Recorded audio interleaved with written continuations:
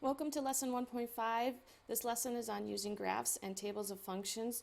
Make sure you look over the information in your book as well. We're going to work through 4 different problems in this lesson and then some vocab words as well. So the first example, example 1a, Frankfurter rode his bicycle to Chuck Roast's house to plan a back-to-school picnic. The boys then rode a short distance to the park and then back to Frank's house. The graph below models Frank's trip where t is time in minutes and d is Frank's distance from home in miles. So if you look at the green line, it goes up, that's where Frank's traveling, and then it stays level for a little bit, that's where he's at Chuck's house, and then it goes up some more as they travel to the park. It stays level, probably when they're at the park, and then his return trip back home. So time in minutes is on the x-axis, that's t. Distance from home is in miles, that's on the y-axis, that's called d. Okay, part A, which variable is a function of the other variable? Express this relationship in f of x notation. In other words, give the function the name f. Well, we said t is on the horizontal axis.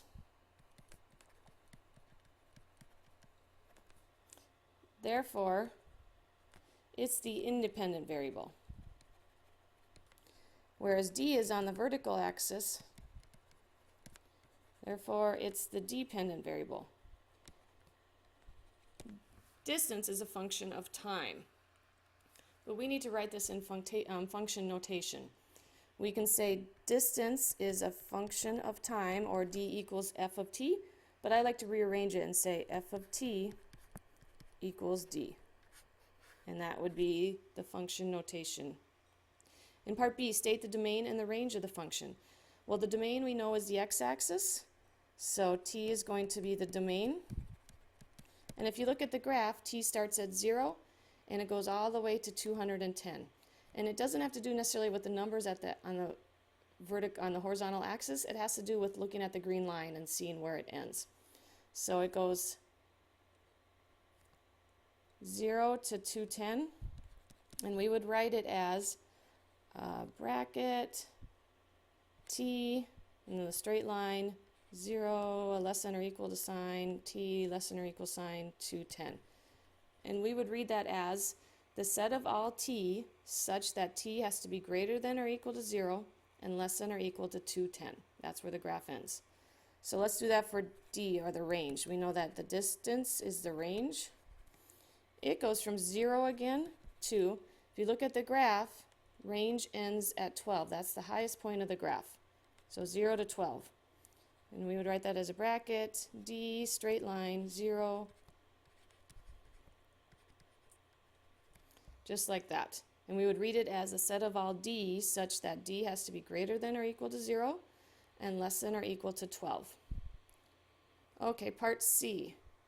Estimate Frank's distance from home after 60 minutes and write your answer using function notation. So when t equals 60, so we look at the graph at time 60, and we go straight up, and where that graph is at that, we go straight across. We can say that's approximately 6. So that we can say distance is approximately 6 miles at time 60 minutes. But we need to write that using function notation. So we would say f of 60, because that's the f of t, equals d, and that d is 6 miles. Okay, the next part is part D. Estimate how much time it took Frank to first reach 12 miles from home. Write your answer using function notation. So we are going in this time at distance, 12 miles, and I already have it circled on the graph. We go straight across where the graph touches that 12-mile point and goes straight down. That looks like 90 minutes. So when distance equals 12 miles, it looks like it took 90 minutes. But we need to write that in function notation. This is the one you need to be careful with, because you can't put f of 12 because it's f of t equals d. Well, f of t, time, is the 90 minutes, so f of 90 equals the distance, which is 12 miles, and that's how you would write that one. And finally, part E, what is the significance of the left horizontal segment Estimate its endpoints and describe it using function notation. Well, that first left horizontal endpoint, let me color it using a different color. You can see it in red there. That was that first horizontal endpoint. That's when Frank got to Chuck's house, and they probably spent a few minutes getting ready to go to the park because his distance at that point didn't change. So that was from t equals 45 minutes, because that's about 45 minutes on the graph, to t equals 60 minutes. So about 15 minutes he spent at Chuck's house probably getting ready to go to the park. But we need to write, well, we estimated its endpoints from 45 to 60, but we need to write it using function notation. So we can say if function of t equals 6 miles, because that happened at the 6 mile point, and then it's t is greater than or equal to 45, less than or equal to 60. So that would be your function notation. In example 1b, this graph gives the distance Maria traveled during a 7-hour trip. So similar problem as 1a. This time Maria is traveling, she drove some, and then she visited a museum, and then she drove some more, and then she stopped for dinner before returning home. So if you look at the green line on the graph, that's where she's driving, and then she stopped at the museum, then she drove some more, she stopped for dinner, and then she went home. So part A, which variable is a function of the other variable? And then we're going to express this in function notation.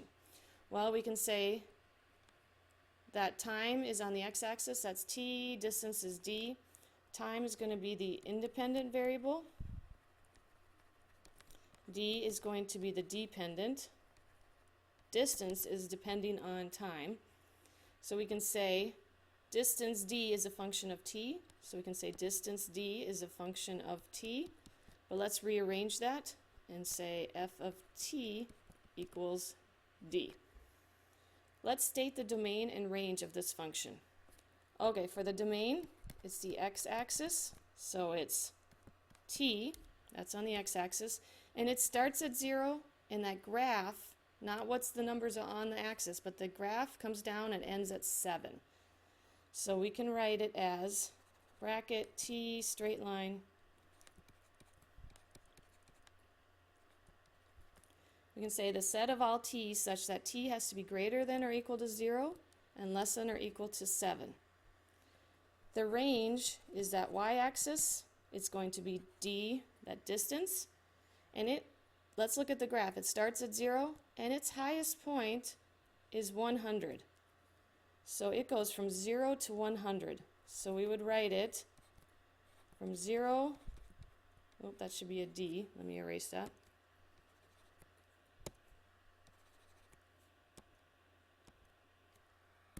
Okay, that should be a d, and it goes up to 100 in another bracket. We would read that the set of all d such that d has to be greater than or equal to 0 and less than or equal to 100.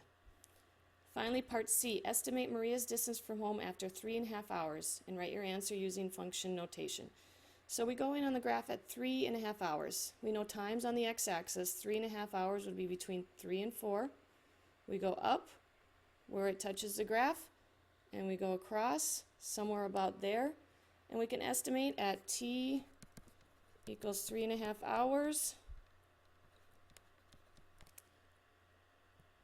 d equals approximately 75 miles, and I'm estimating that one. So we would say f of t equals d, which we got from before. So f of t is 3.5, that's the hours, that should say hours there,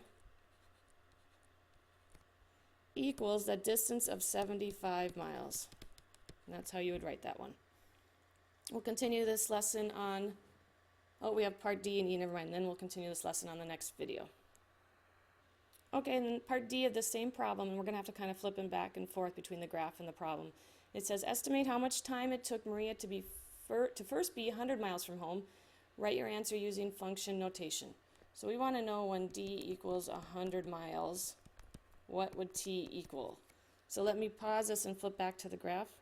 Okay, at distance equals 100 miles, so we're going in on the graph at the y-axis at distance. It comes down It first meets the graph here. I'm drawing a big blue dot, and it goes down and it looks like 4 hours. So at distance equals 100 miles, t should be 4 hours. We'll write that as f of 4 because we had f of t equals d. So f of 4 equals 100 miles. And then finally, part E, what is the significance of the left horizontal line segment? Estimate its endpoints and describe it using function notation. So let me flip back to the graph so you can see it. So they want to know the importance of this left horizontal line segment. Well, that's where Maria's distance remained constant.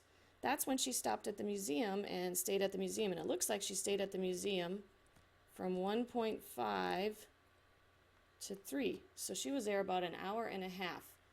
So let's write how that would look. Plus, if you look at the distance, that was at the 75-mile point. So we said it was from t equals 1.5 hours to t equals 3 hours. We said that's when she was at the museum for an hour and a half.